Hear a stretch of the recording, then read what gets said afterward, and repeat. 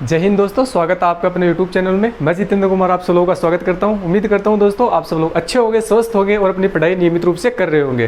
तो दोस्तों आज का वीडियो अपना पढ़ाई से संबंधित नहीं रहने वाला है। आज के वीडियो के माध्यम से दोस्तों मैं आपको 3 चीज़ें बताना चाहूँगा। नंबर 1 चीज़ दोस्तों आपको बताना चाहूँगा कि अभी एक दोस्तों नई वैकेंसी आई है Delhi police head constable ministerial की। तो इसके बारे में मैं आपको कंप्लीट जानकारी दूंगा। क्या है इसका सिलेबस, कौन कौन से सिलेबस के अंदर इसके अंदर पार्ट्स हैं, क्या इसके अंदर फिजिकल क्राइटेरिया है, क्या पहले इसमें रिटन होता है, फिजिकल होता है, जो भी Delhi police head constable ministerial से संबंधित जो भी बातें हैं वो सभी दोस्तों इस वीडियो के माध्यम से अपन डिस्कस करेंगे। दूसरी चीज़ दोस्तों, जिन दोस्तों ने राजस्थान पुलिस कांस्टेबल का एग्जाम दिया है और 14 तारीख की सेकेंड शिफ्ट का पेपर कैंसिल भी हो गया, उनका पेपर वापस करवाया जाएगा। मई के लास्ट वीक तक पेपर वापस होने की दोस्तों पूरी संभावना है। बात करेंगे दोस्तों के कमेंट आ रहे हैं कि क्या सर फिजिकल की तैयारी करें या नहीं करें। किसी के 80 नंबर आ रहे हैं, किसी के 70 आ रहे हैं, किसी के 75 आ रहे हैं। तो दोस्तों उसके ऊपर अपन चर्चा करेंगे कि कितने नंबर वालों को फिजिकल की तैयारी स्टार्ट कर देनी चाहिए और मेरिट कितनी जाएगी राजस्थान पुलिस की। इसके ऊपर दोस्तों एक वीडियो बना चुका हूँ, आप चैनल पर जाके उसको देख सकते हो। वो दोस्तों काफ़ी हद तक एक सटीक अनुमान लगाया गया है। थोड़ा बहुत 19-20 उससे कम या ज़्यादा रह सकता है, बाकी ज़्यादा फर्क आपके जो फाइनल मेरिट लिस्ट है उसमें फ़र्क देखने के लिए आपको नहीं मिलेगा। तीसरा दोस्तों जो एक महत्वपूर्ण बिंदु है जो एक स्टूडेंट की लाइफ में, वो मैं आपको बताना चाहूँगा। वो बिंदु दोस्तों ये है कि अपन पढ़ाई किस तरीके से करें दोस्तों, ताकि सफलता को अपन थोड़ा जल्दी प्राप्त कर सके। तो चाहे आप किसी कोचिंग इंस्टीट्यूट के माध्यम से पढ़ो, चाहे किसी चैनल के माध्यम से पढ़ो, चाहे ऑफलाइन या ऑनलाइन पढ़ने का आपका माध्यम कोई भी हो दोस्तों, जब तक आपको ये समझ नहीं आएगा कि जो अपने को पढ़ाया जा रहा है, जो अपने को बताया जा रहा है, क्या इसका तरीका सही है, क्या यहाँ से अब आपके एग्जाम में क्वेश्चन बनेंगे या नहीं बनेंगे, जब तक आप ये समझ नहीं पाओगे तो दोस्तों तैयारी चाहे आप 2 साल कर लेना, 4 साल कर लेना तैयारी, चाहे आप कांस्टेबल की कर लेना तैयारी, चाहे आप एक आरएएस अधिकारी की कर लेना, ना आपका कांस्टेबल में सिलेक्शन होने वाला है, ना ही एक आरएएस अधिकारी में। इसलिए जो पढ़ रहे हो कम से कम आपको इस चीज़ का नॉलेज होना दोस्तों बहुत ज़रूरी है। क्या आपका तरीका सही है, वहाँ से एग्जाम में क्वेश्चन पूछे जाएंगे या नहीं। दोस्तों मैंने ऐसे स्टूडेंट देखे हैं जो जयपुर दिल्ली में रह के आरएएस आईएएस की तैयारी 5-5, 6 से 7 साल से दोस्तों तैयारी कर रहे हैं, लेकिन अभी तक उनका नंबर नहीं आया है। और अगर थोड़ा सा सही देखा जाए तो दोस्तों अब तक वो इंटरव्यू में भी नहीं पूछे हैं।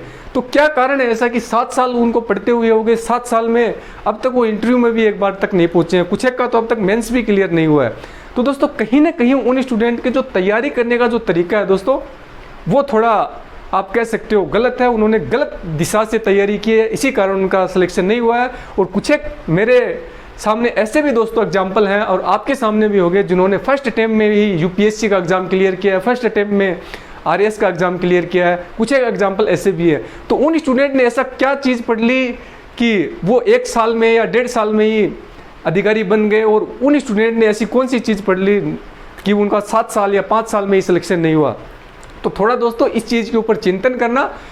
जो कोई स्टूडेंट दोस्तों इस चीज़ के ऊपर चिंतन कर लेता है वो निश्चित रूप से अपनी सफलता को प्राप्त कर लेता है, और जो इस चीज़ को ध्यान नहीं देता है वो दोस्तों काफ़ी लंबे समय तक तैयारी करता ही रहता है। तो इसलिए मेरा कहना यही है, आप जिस भी माध्यम से पढ़ो उसको परखो, उसको समझो, क्या अपने को टीचर बता रहा है, पढ़ा रहा है, इससे क्वेश्चन पूछे जा सकते हैं इस टॉपिक से या नहीं।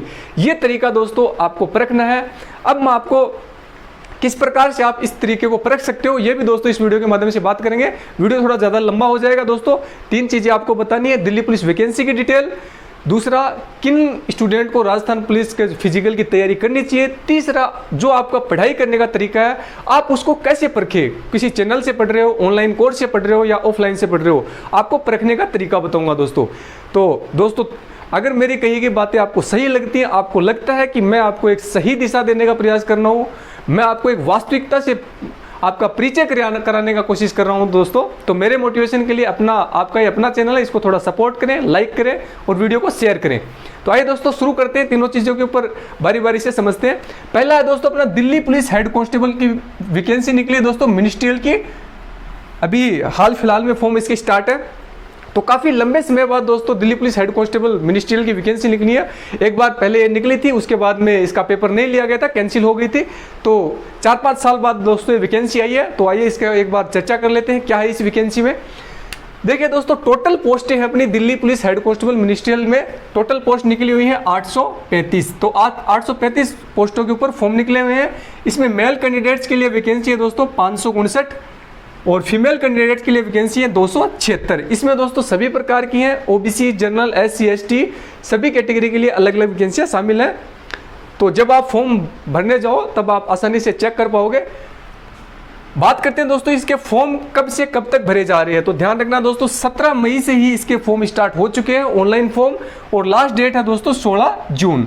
तो दोस्तों जो कोई candidate Delhi police head constable ministerial का फॉर्म भरना चाहता है तो मेरा उनसे ये कहना है कि इस डेट से पहले 2-4 दिन पहले ही 16 जून से पहले ही वो फॉर्म अप्लाई कर दें, क्योंकि दोस्तों लास्ट टाइम में कई बार सर्वर बिजी चल जाता है, कुछ एक और कारण हो जाते हैं इंटरनेट से संबंधित, तो अपन फॉर्म अप्लाई नहीं कर पाते। तो जो कैंडिडेट इच्छुक है, जो candidate Delhi police head constable के लिए एलिजिबल हैं, योग्य हैं, वो इस डेट से पहले ही फॉर्म अप्लाई कर दे। बात करते हैं इसके बाद एज की बात करते हैं दोस्तों, कितनी एज होनी चाहिए। तो ध्यान रखना दोस्तों, 2 जून 1997 से लेके अगर आपकी 1 जनवरी 2004 के अगर बीच में अगर दोस्तों आपकी एज है, आप कह सकते हो दोस्तों 18 से 25 साल तक जनरल कैटेगरी के लिए है दोस्तों। ये 18 से 25 साल तक अगर आपकी एज है तो आप इस फॉर्म को अप्लाई कर सकते हो। इस एज के क्राइटेरिया में अगर आप आ रहे हो तो फॉर्म अप्लाई कर पाओगे। अब बात करते हैं दोस्तों छूट की, एज में कितनी छूट दी गई है इसमें। तो ओबीसी कैंडिडेट को दोस्तों इसमें 3 साल की छूट दी गई है और SC ST कैंडिडेट को इसमें 5 साल की छूट दी गई है। तो ओबीसी वाले इससे 3 और कम कर लेना, 97 से 3 कम कर लेना, 94 तक वाले कर सकते हैं, और SC ST वाले 97 से 5 कम कर लेना दोस्तों, तो 1992 वाले भी दोस्तों फॉर्म अप्लाई कर सकते हैं। बात करते हैं दोस्तों योग्यता की, क्या होनी चाहिए आपकी योग्यता।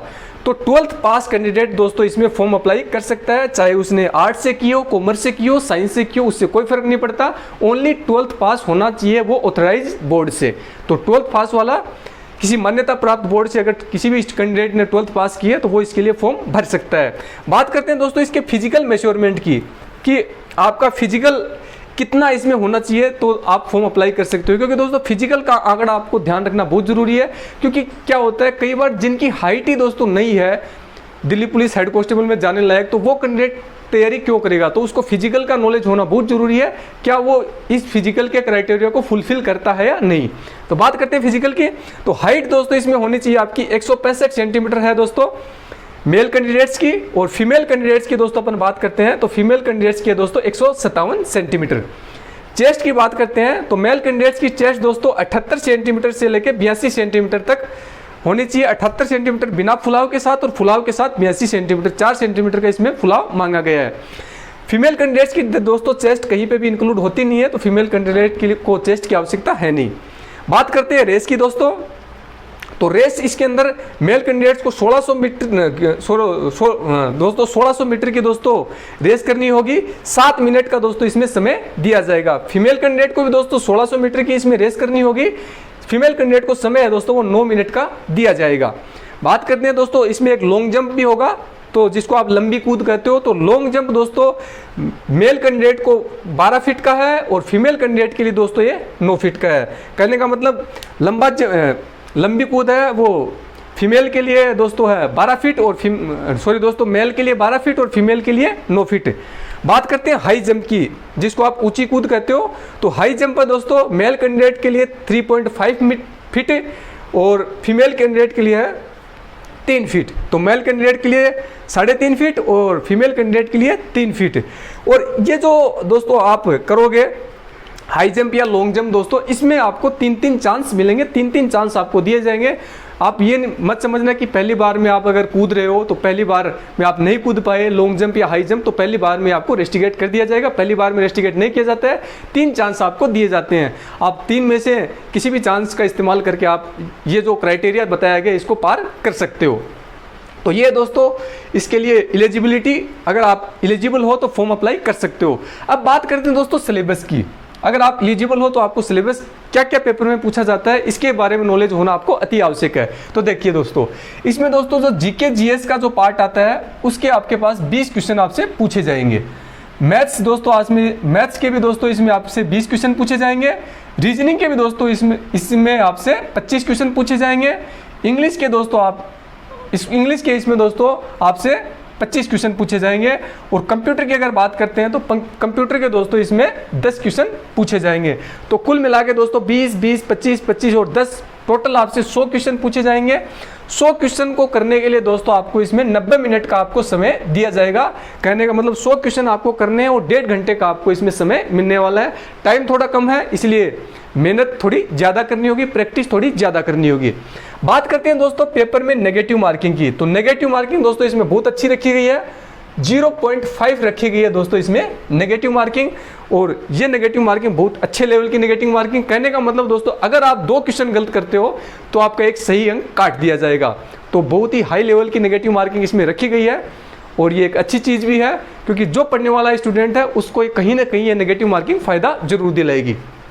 बात करते हैं दोस्तों नेगेटिव, ये पेपर अगर आप इसमें पास करते हो तो पेपर पास करने के बाद दोस्तों आपका लिया जाएगा फिजिकल अगर आप पास कर लेते हो उसके बाद आपका लिया जाएगा एक टाइपिंग टेस्ट होगा ये दोस्तों, इसमें जो कंप्यूटर के ऊपर होता है दोस्तों टाइपिंग टेस्ट दोस्तों ये आपका 25 मार्क्स का होगा, 25 नंबर का होने वाला है। टाइपिंग टेस्ट में दोस्तों आपको हिंदी माध्यम में भी आप दे सकते हो और इंग्लिश माध्यम में भी आप दे सकते हो। आप हिंदी की टाइपिंग अगर करना चाहो तो 30 वर्ड पर मिनट आपको आपकी स्पीड देनी होगी। अगर आप इंग्लिश का ऑप्शन चूज करोगे तो दोस्तों आपको 25 वर्ड पर मिनट की स्पीड आपको देनी होगी वहां पे। तो ये है दोस्तों टाइपिंग टेस्ट का क्राइटेरिया। इसमें दोस्तों आपको पासिंग मार्क्स आपको लाने अनिवार्य है। अगर आप पासिंग मार्क्स टाइपिंग टेस्ट में नहीं ला पाते हो तो आपको यहाँ पे भी डिस्क्वालीफाई कर दिया जाएगा। बात करते हैं दोस्तों सैलरी की, कि इसमें सैलरी कितनी मिलती है। सैलरी के लिए तो सभी इच्छुक हैं, सैलरी के लिए तो अपन तैयारी करते हैं, इसी के लिए तो अपन जॉब करते हैं। बात करते हैं सैलरी की। सैलरी दोस्तों इसमें 36,100 से है आपकी स्टार्ट और लास्ट आपको सैलरी 92,000 तक आपको इसमें सैलरी मिलती है।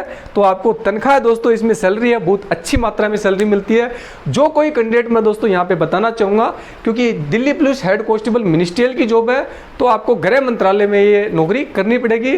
तो जो भी फीमेल कैंडिडेट्स हैं जो एक ऑफिस की जॉब चाहती हैं, जो एक बैंक जैसी तैयारी कर रही हैं या फिर और किसी ऑफिशियल जॉब की अगर वो तैयारी कर रही है, उनके लिए दोस्तों ये यहाँ पे सुनहरा अवसर है। यहाँ पे बिल्कुल ये जॉब ऑफिशियल जॉब है, आपको गृह मंत्रालय में ही रहना है, वहाँ पे ही आपको ये नौकरी करनी है। तो काफ़ी हद तक एक अच्छी और सूटेबल जॉब है, फीमेल कैंडिडेट्स के लिए भी है। तो जो इच्छुक हैं इसके अंदर फॉर्म अप्लाई करके अपना सिलेक्शन है वो रेगुलर रूप से तैयारी करके पा सकती हैं। बात करते हैं दोस्तों इससे आगे एग्ज़ाम की दोस्तों। तो इसमें दोस्तों जो एग्ज़ाम है वो कहाँ देना होगा। अगर आप फॉर्म अप्लाई करते हो तो कुछ एक दोस्त सोच रहे होंगे दिल्ली में एग्ज़ाम देना होगा। ये दोस्तों जो एग्ज़ाम है ये आज से 5 साल पहले दोस्तों दिल्ली पुलिस ही ऑर्गेनाइज करवाती थी। लेकिन दोस्तों अब ये एग्ज़ाम है दोस्तों, अब ये एग्ज़ाम एसएससी कंडक्ट करवाती है। एसएससी दिल्ली पुलिस के सभी पेपर एसएससी लेती है। इसीलिए दोस्तों आपको एग्ज़ाम है आपके अपने राज्य में ही दे सकते हो। अगर आप यूपी से हो तो यूपी में, राजस्थान से हो राजस्थान में, बिहार, झारखंड, जहाँ से भी आप बिलोंग करते हो, तो जब आप फॉर्म अप्लाई करो तो उसमें आपसे एग्जाम के 3 सेंटर मांगेगा। तो आप अपने राज्य के ही जो आपको उचित लगे, जो आपके नज़दीकी सेंटर है वहाँ पे आप सेंटर डाल सकते हो, तीनों सेंटर, और वहीं पे आपका पेपर दोस्तों लिया जाएगा। बात करते हैं दोस्तों अगर आप पेपर पास करते हो तो आपका फिजिकल कहाँ होगा। फिजिकल दोस्तों आप ध्यान रखना, चाहे आप किसी भी स्टेट से बिलोंग करो, फिजिकल आपको दिल्ली में ही देना होगा। दिल्ली में दिल्ली पुलिस के 3 ग्राउंड हैं, तो उन्हीं 3 ग्राउंड में से आपको एक जगह आपको जाना होगा दिल्ली पुलिस में फिजिकल देने के लिए, अगर आप टेस्ट पास करते हो तो। बात करते हैं दोस्तों, अपन ने देख लिया इस वैकेंसी की संपूर्ण डिटेल जो अभी हाल फिलहाल में निकली हुई है। अब बात करते हैं दोस्तों कि कितनी इसकी मेरिट लिस्ट रहने वाली है आगामी इस भर्ती की। तो कुछ कैंडिडेट सोच रहे होंगे अभी तो फॉर्म ही निकले हैं, तो अभी आप मेरिट का कैसे अंदाजा लगा सकते हो। दोस्तों बिल्कुल लगा सकते हैं। किस आधार पे लगा सकते हैं कि लास्ट ईयर इसकी मेरिट कितनी रही थी, उससे लास्ट ईयर इसकी मेरिट कितनी रही थी, तो अपन थोड़ा उसको देखते हैं, उसके आधार पे अपन इसका थोड़ा सा अंदाजा लगा सकते हैं। बाकी दोस्तों सटीक अंदाजा तो अपन पेपर देखने के बाद ही लगा पाएंगे। बात करते हैं दोस्तों लास्ट ईयर की इसकी मेरिट की। तो देखिएगा दोस्तों, लास्ट जो वैकेंसी निकली थी Delhi police head constable ministerial, इसकी मेरिट कितनी रही थी। तो जनरल कैंडिडेट के लिए मेरिट रही थी दोस्तों 79, मेल के लिए, और फीमेल के लिए रही थी 68। बात करते हैं ओबीसी कैंडिडेट की। ओबीसी मेल कैंडिडेट के लिए थी 77 और ओबीसी फीमेल कैंडिडेट के लिए थी 64, 64। बात करते हैं एससी कैंडिडेट के लिए, तो एससी मेल कैंडिडेट के लिए थी 72 और फीमेल कैंडिडेट के लिए थी 58। बात करते हैं एसटी कैंडिडेट की, तो एसटी मेल कैंडिडेट के लिए रही थी 76 और फीमेल कैंडिडेट के लिए रही थी 62। अगर दोस्तों अपन एक्स सर्विसमैन की बात करें तो एक्स सर्विसमैन की मेरिट रही थी लास्ट ईयर, लास्ट टाइम जब भी ये पेपर हुआ था, लास्ट ईयर नहीं दोस्तों, लास्ट टाइम 69 और फीमेल कैंडिडेट के लिए एक्स सर्विसमैन के लिए मेरिट रही थी 56। तो ये दोस्तों लास्ट टाइम रही हुई मेरिट है मिनिस्ट्रियल के लिए। आप ये लोग इस चीज़ को और ध्यान रखिएगा दोस्तों। इससे जो पहले की जो मेरिट रही है दोस्तों, वो भी दोस्तों ये जो मेरिट रही है इसके आसपास इससे 2-3 नंबर कम ही रही हुई है। तो दोस्तों अब अपन इस वैकेंसी की बात करते हैं दोस्तों कि अब ये जो वैकेंसी निकली हुई इसकी मेरिट कितनी रहने वाली है। तो दोस्तों जो भी ये मेरिट का क्राइटेरिया मैंने बताया मेल और फीमेल कैंडिडेट के लिए, आप सभी में दोस्तों +2 या +3 अंक इसमें आप बढ़ा सकते हो, +2 या +3 आप इसमें बढ़ा सकते हो। इस मेरिट से +2 या +3 ज़्यादा रहने वाली है अब की बार इस वैकेंसी की मेरिट। तो ये है दोस्तों Delhi police head constable ministerial की आपके लिए संपूर्ण जानकारी। अगर किसी प्रकार का कोई सवाल मन में हो आपके, तो आप कमेंट सेक्शन में कमेंट करके मुझसे पूछ सकते हैं, निश्चित रूप से आपकी कमेंट का जवाब दिया जाएगा। तो अब दोस्तों ये तो हुई Delhi police head constable ministerial की बात। अब अपन बात करेंगे दोस्तों कि जो अभी हाल फिलहाल में जो राजस्थान पुलिस कांस्टेबल का जो कैंडिडेटों ने एग्जाम दिया है, तो उसके ऊपर अपन चर्चा कर लेते हैं थोड़ी दोस्तों कि कितने नंबर वालों का दोस्तों जो फिजिकल की तैयारी शुरू कर देनी चाहिए। इसके ऊपर अपन थोड़ा सा डिस्कस करते हैं। तो देखिएगा दोस्तों, जिन कैंडिडेट के नंबर 75 आ रहे हैं, 80 आ रहे हैं या 90 आ रहे हैं दोस्तों, जिनके नंबर इस प्रकार से आ रहे हैं, पेपर में बन रहे हैं दोस्तों, तो मेरा कहना दोस्तों ये है कि वो लोग फिजिकल की तैयारी शुरू कर सकते हैं, फिजिकल की तैयारी शुरू कर सकते हैं दोस्तों। क्योंकि दोस्तों यहाँ पे एक चीज़ है, जो कैंडिडेट दोस्तों, जिन कैंडिडेटों के मार्क्स हैं 115 प्लस हैं या फिर 120 प्लस जिनके मार्क्स हैं दोस्तों, तो सिंपल सी बात है दोस्तों, ये जो कैंडिडेट है, ये दो कैंडिडेट है राजस्थान पुलिस कांस्टेबल की तैयारी नहीं कर रहे थे। ये कैंडिडेट किसी बड़े एग्जाम की तैयारी कर रहे थे। हो सकता है ये 2nd ग्रेड की कर रहे हो, 1st ग्रेड की कर रहे हो, या RAS जैसे एग्जाम की कर रहे हो, या राजस्थान पुलिस SI के एग्जाम की कर रहे हो। तो ये कैंडिडेट किसी बड़े एग्जाम की तैयारी कर रहे हैं। और निश्चित रूप से दोस्तों ये कैंडिडेट या तो फिजिकल देने नहीं जाएंगे, नंबर एक बात। अगर ये फिजिकल देने चले भी जाते हैं दोस्तों, तो ये कैंडिडेट फिजिकल को पास नहीं कर पाएंगे, ये पास नहीं होंगे, फिजिकल में फेल हो जाएंगे। इनसे जो रेस है वो पूरी ही नहीं हो पाएगी। तो दोस्तों मेरा कहना ये है, और मानो ये जो कैंडिडेट, इनमें कोई कैंडिडेट अगर पूरी कर भी देता है तो क्या फ़र्क पड़ रहा है दोस्तों। मानो इनमें 150 कैंडिडेट हैं जो 120 या 115 प्लस वाले हैं, मानो ऐसे 100 कैंडिडेट, ऐसे 500 भी कैंडिडेट दोस्तों अपन मान सकते हैं कि ऐसे 500 कैंडिडेट भी फिजिकल को पास करने में सक्षम हो जाते हैं। तो भी दोस्तों अपने पास वैकेंसियाँ तो 4500 है, 4000 पद तो अपने पास और है ना। आप इन पदों के बारे में सोचो ना, जो बच गए, अपन उन पदों के बारे में क्यों नहीं सोच रहे। अपने को कोई बता रहा है कि मेरे के 125 ठीक है, 120 ठीक है, तो ठीक है दोस्त, तेरे 125 ठीक है या 120 ठीक है, अच्छी बात है। लेकिन क्या जो ये 4500 कैंडिडेट है, क्या सभी के इतने ठीक है? ये दोस्तों पॉसिबल ही नहीं है। आप इस चीज़ को अच्छे से अपने जहन में बैठा लीजिएगा। अपने को दोस्तों सिलेक्शन चाहिए, अपने को टॉप रैंक नहीं चाहिए। अगर आपके कम नंबर आ रहे हैं, 75, 80, 90 नंबर आ रहे हैं, तो अगर आपका मानो लास्ट 4500 नंबर भी आता है, 4500 वैकेंसी है, तो 4500 नंबर भी अगर आपके आता है, तो भी दोस्तों आप राजस्थान पुलिस में कांस्टेबल तो बन ही जाओगे। सैलरी भी आपको उतनी मिलेगी जितनी फर्स्ट रैंक वाले को मिलनी है। तो इस चीज़ से नहीं घबराना है। अगर किसी का क्राइटेरिया ये बन रहा है तो वो भी फिजिकल की तैयारी शुरू कर सकता है। मैं दोस्तों ये गारंटी नहीं देता कि इस कैंडिडेट का सिलेक्शन हो जाएगा, क्योंकि दोस्तों जो मेरिट लिस्ट है दोस्तों वो 105 और 110 के बीच में रहने वाली है। जो कैंडिडेट ये क्राइटेरिया फुलफिल कर रहा है 105 से 110 के बीच में जिसके नंबर है, वो दोस्तों निश्चित रूप से मेरिट तक पहुंच जाएगा। लेकिन ये कैंडिडेट भी दोस्तों मेरिट लिस्ट में आ सकते हैं। ये कैंडिडेट भी फिजिकल के लिए क्वालिफाई हो सकते हैं। क्यों हो सकते हैं?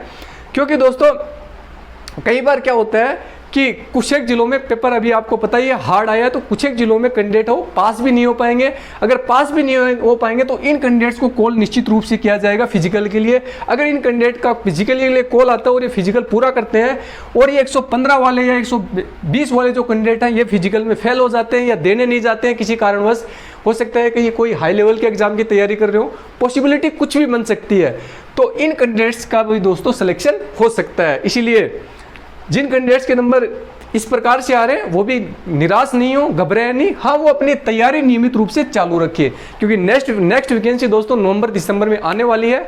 इनके नंबर थोड़े कम हैं, मैं मानता हूँ इनके सिलेक्शन के चांस कम हैं, लेकिन हो सकता है, ऐसा ना माने कि बिल्कुल भी नहीं होगा। और ये दोस्तों आपको देखने के लिए मिलेगा, किसी न किसी जिले में देख लेना दोस्तों 70 या 80 वाले कैंडिडेट भी सिलेक्ट होकर राजस्थान पुलिस में कांस्टेबल बनेंगे। जब आपकी फाइनल मेरिट आएगी उस समय आपको वीडियो बना के दूंगा, और उस समय मैं आपको ये आज जो ये बात बता रहा हूँ ये बात आपको समझ में भी आएगी कि उस समय मैंने जो बताई थी वो बिल्कुल ठीक बात है। तो घबराए नहीं, जिनका यहाँ पे जो स्कोर हो रहा है 115 हो रहा है, 120 हो रहा है, वो तो उनको बिल्कुल घबराने की जरूरत ही नहीं है। उनका 100% 101% उनका सिलेक्शन है। बात हो रही है दोस्तों पेपर आउट होने की, पेपर आउट हो गया तो सर जो कैंडिडेट ने तो 140 कर दिया, 145 कर दिए। देखो दोस्तों 14 तारीख का पेपर आउट हुआ था, वो कैंसिल भी हो गया, वापस लिया जाएगा। मेरिट लगभग 105 से 110 के बीच में ही रहने वाली है। फिर भी वैसा ही दोबारा से जो पेपर आएगा वो भी उसी लेवल का पेपर पूछा जाने वाला है। ज़्यादा इजी पेपर आपसे पूछा भी नहीं जाएगा, बहुत ज़्यादा हार्ड भी आपसे नहीं पूछा जाएगा। तो आप उससे ना घबराएं, जिस प्रकार से पहले वाला पेपर था उसी की तर्ज पे दूसरा पेपर आपसे पूछा जाएगा। तो मेरिट का जो क्राइटेरिया है मैंने आपको बता दिया है। जो कैंडिडेट बार बार मैसेज कर रहे थे मेरे 75 है, मेरे ठीक 80 है, मेरे 90 हैं, और जो दोस्तों 105 से 110 के बीच में, ये एक अच्छा स्कोर है। ये जो स्कोर है वो तो निश्चित रूप से फिजिकल की तैयारी शुरू कर दे, उनका नंबर पूरी पॉसिबिलिटी है उनका नंबर दोस्तों आने की। अब बात करते हैं दोस्तों SC ST कैंडिडेट्स की। तो जो भी जो क्राइटेरिया रखा गया है दोस्तों जनरल या OBC के लिए 105-10 का, अगर उनके नंबर इनसे 4-5 नंबर वो अपने कम लगा सकते हैं। 4-5 नंबर अगर उनके कम आते हैं OBC या जनरल कैंडिडेट से तो उनका सिलेक्शन हो जाएगा। SC ST कैंडिडेट की जो मेरिट है दोस्तों वो हमेशा ही OBC और जनरल कैंडिडेट से 4-5 अंक है वो कम रहती है। तो आप उसी हिसाब से आप अंदाजा लगा सकते हो SC ST कैटेगरी वाले। लेकिन इन स्टूडेंट को घबराना नहीं है, तैयारी इनको फिर से स्टार्ट करनी है। फिजिकल के लिए भी दोस्तों ये अपनी तैयारी शुरू कर सकते हैं, इनका चांस है आने का। अभी मुझे उम्मीद है दोस्तों इन कैंडिडेट्स का चांस भी है आने का। अब दोस्तों अपना तीसरा फैक्टर बचता है दोस्तों, अपन ने बात कर ली दिल्ली पुलिस मिनिस्ट्रियल के ऊपर, बात कर ली फिजिकल वाले कैंडिडेट्स के ऊपर। अब बात करते हैं दोस्तों जो आप पढ़ाई करते हो, जिन कैंडिडेट्स का स्कोर इस प्रकार से रहा है, 75 रहा है, 60 रहा है, वो क्यों रहा है? तो दोस्तों दो कारण हो सकते हैं, या तो उसने तैयारी नहीं की है, हो सकता है वो 2-3 महीने से ही उसने तैयारी की हो। अगर किसी कैंडिडेट ने 2 महीने या 3 महीने से में तैयारी की और उसके 60 या 70 अंक आ रहे हैं तो दोस्तों ठीक है, क्योंकि उसकी अभी तैयारी हुई नहीं है। अगर कोई कैंडिडेट पिछले 1 साल से, 1.5 साल से या 8-10 महीने से तैयारी कर रहा है, उसके बाद दोस्तों उसके स्कोर रहा है 70 या 80 रहा है, तो डेफिनेटली दोस्तों उसके जो पढ़ने का तरीका है वो थोड़ा गलत तो नहीं कहूँगा दोस्तों, गलत तो पढ़ने का तरीका कैंडिडेट का नहीं होता, वो क्या होता है जो गाइड जो करता है वो गाइडेंस का उसको गलत मिली है तो उसका तरीका मैं गलत मानता हूँ। कैंडिडेट कभी भी गलत नहीं पढ़ता है, उसको जो बताया जाता है, उसको जो अच्छा लगता है, जो समझ आता है वो वही पढ़ता है। तो कहीं ना कहीं उसके जो गाइडेंस करने वाला है कहीं ना कहीं उसकी कमी रही है। तो आप उस कमी को कैसे दूर कर सकते हो अपने भविष्य में? तो देखिएगा दोस्तों, आप मानो कहीं भी किसी भी बुक से या किसी भी कोचिंग सेंटर से ऑफलाइन या ऑनलाइन माध्यम से मानो आपने कोई भी टॉपिक पढ़ के आ गया, कोचिंग इंस्टीट्यूट या ऑनलाइन माध्यम या किसी वीडियो के माध्यम से आपने पढ़ लिया, आपने उसको पढ़ लिया, आप एक बार थोड़ा उसको याद करने का प्रयास कीजिएगा। जैसे ही आपको वो याद हो जाता है उसके बाद दोस्तों आपको उसको परखना है, क्या इसने जो पढ़ाया है टीचर ने, इंस्टीट्यूट में, कोचिंग में, यूट्यूब चैनल ने, जिसने भी आपको पढ़ाया है, आप उससे संबंधित ऑब्जेक्टिव बनाओगे। ऑब्जेक्टिव बनाने का मतलब ये नहीं आप मॉडल टेस्ट पेपर लाओगे और उसको बनाओगे, उसको आपको नहीं बनाना है। आप लास्ट ईयर में आए हुए जो भी क्वेश्चन है पिछले 2, 4, 5 सालों में, मानो आप दिल्ली पुलिस SI की तैयारी कर रहे हो तो दिल्ली पुलिस SI के जो पुराने जो भी सालों में आए हुए क्वेश्चन है उसकी एक बुक लेके आइएगा और जो टॉपिक आपने पढ़ा है दोस्तों आप उस टॉपिक से संबंधित क्वेश्चन बनाने का प्रयास कीजिएगा। अगर दोस्तों मानो आपने एक संविधान का टॉपिक पढ़ लिया, आपने राष्ट्रपति को पढ़ लिया, फॉर एग्जाम्पल बता रहा हूँ, आपने राष्ट्रपति को पढ़ लिया, अब दोस्तों आपका फर्ज बनता है अगर आपको आपकी पढ़ाई की परख करनी है तो आप जिस किसी भी एग्जाम की तैयारी, चाहे SSC, railway, GD, Rajasthan police SI, RAS या UPSC, किसी भी एग्जाम की प्रिपरेशन कर रहे हो, आप आए हुए क्वेश्चंस की बुक लेके आओगे और इस राष्ट्रपति जो टॉपिक पढ़ा है टॉपिक पढ़ने के बाद उस बुक में वो क्वेश्चन बनाने का प्रयास करोगे। अगर आपके क्वेश्चन मैक्सिमम मात्रा में बन पा रहे हैं, मानो राष्ट्रपति से संबंधित उस बुक में क्वेश्चन मिले आपको 20, अगर आप इन 20 में से आप 15 या 18 क्वेश्चन बना पा रहे हो, क्योंकि आपने राष्ट्रपति चैप्टर पढ़ चुके हो, अगर इसको पढ़ने के बाद आप ये स्कोर आप कर पा रहे हो, तो निश्चित रूप से दोस्तों आपके पढ़ने का तरीका सही है, जो पढ़ा रहा है उसका पढ़ाने का भी तरीका सही है, और जो भी आप जिस भी एग्जाम की आप प्रिपरेशन कर रहे हो उसमें आप सफल निश्चित रूप से हो जाओगे।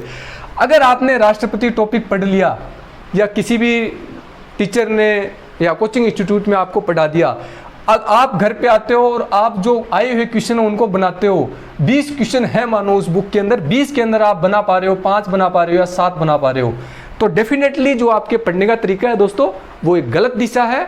जो भी आपको पढ़ा रहा है गलत दिशा में पढ़ा रहा है, निश्चित रूप से दोस्तों यहाँ से आपको नुकसान होने वाला है। तो ये है दोस्तों एक परखने का तरीका।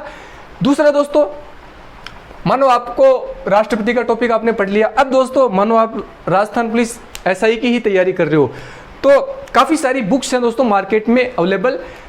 उन बुक्स में क्या होता है कि लास्ट ईयर में 3 या 4 साल में आए हुए क्वेश्चंस होते हैं, उसमें फर्स्ट ग्रेड के भी क्वेश्चन मिलेंगे, सेकंड ग्रेड के, प्रधानाध्यापक के भी क्वेश्चन मिलेंगे, राजस्थान पुलिस एसआई के मिलेंगे, आरएएस के भी मिलेंगे दोस्तों, कि लास्ट ईयर आए हुए क्वेश्चन मिलेंगे आपको। तो दोस्तों आप उन क्वेश्चनों को बना सकते हो, राष्ट्रपति टॉपिक पढ़ के आप उन क्वेश्चनों को बनाने का प्रयास कीजिएगा। मानो अगर आपने ये टॉपिक अच्छे से पढ़ा है तो दोस्तों मैं दावा करता हूं कि आए हुए क्वेश्चन जो हैं बुक्स के अंदर, निश्चित रूप से आप उनके मैक्सिमम क्वेश्चन बना पाओगे। अगर आपने जो भी टॉपिक पढ़ा है, जरूरी नहीं है आप कोई भी टॉपिक देख सकते हो, कोई भी टॉपिक पढ़ सकते हो, पढ़ के आप उसके ऑब्जेक्टिव जरूर बनाएं। ऑब्जेक्टिव बनाने से दोस्तों आपके अंदर एक कॉन्फिडेंस बिल्डअप होगा और वही कॉन्फिडेंस दोस्तों आपको आपकी सफलता दिलाएगा। तो ये है दोस्तों एक पढ़ाने वाले का तरीका, परखने का सही तरीका। जो कैंडिडेट नए हैं और जो कैंडिडेट पुराने हैं, साल 2 साल से तैयारी कर रहे हैं, वो दोस्तों टीचर को देख के, उसके पढ़ाने का तरीको देख के ही भाप लेते हैं कि इसको कितना नॉलेज है और इसके पढ़ाई हुए में से कितने नंबर आने वाले हैं अपने। लेकिन जो नए कैंडिडेट्स हैं वो आंकलन नहीं कर पाते हैं सही और गलत का, तो वो अपना आकलन इस प्रकार से कर सकते हैं।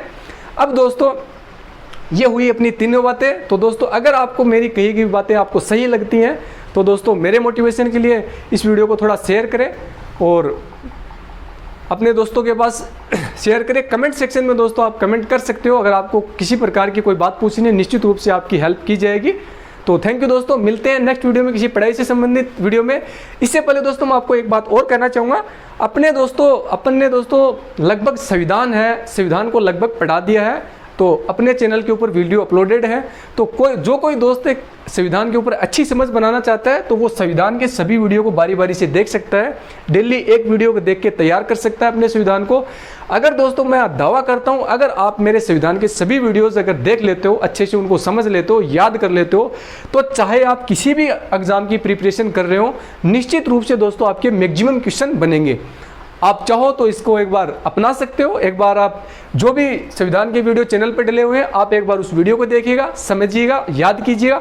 उसके बाद चाहे आप आरएएस की तैयारी कर रहे हो या राजस्थान पुलिस एसआई या फर्स्ट ग्रेड या सेकंड ग्रेड, या फिर आप कह सकते हो एसएससी सीजीएल सीपीओ या किसी भी कंपटीशन एग्जाम की तैयारी कर रहे हो, आप एक बार चैनल पे जाके वीडियो देखिएगा और उससे संबंधित ऑब्जेक्टिव बनाइएगा। अगर आपके ऑब्जेक्टिव नहीं बनते हैं तो दोस्तों उसके बाद आप मेरे को कमेंट सेक्शन में मैसेज कर सकते हो, सर आपने ये टॉपिक बताया था संविधान का और उससे ऑब्जेक्टिव नहीं बन पा रहे हैं, तो निश्चित रूप से दोस्तों आपकी समस्या का समाधान किया जाएगा। थैंक यू दोस्तों, मिलते हैं किसी नेक्स्ट वीडियो में पढ़ाई से संबंधित। तब तक के लिए पढ़ते रहिएगा, आगे बढ़ते रहिएगा। जय हिंद, जय भारत, वंदे मातरम।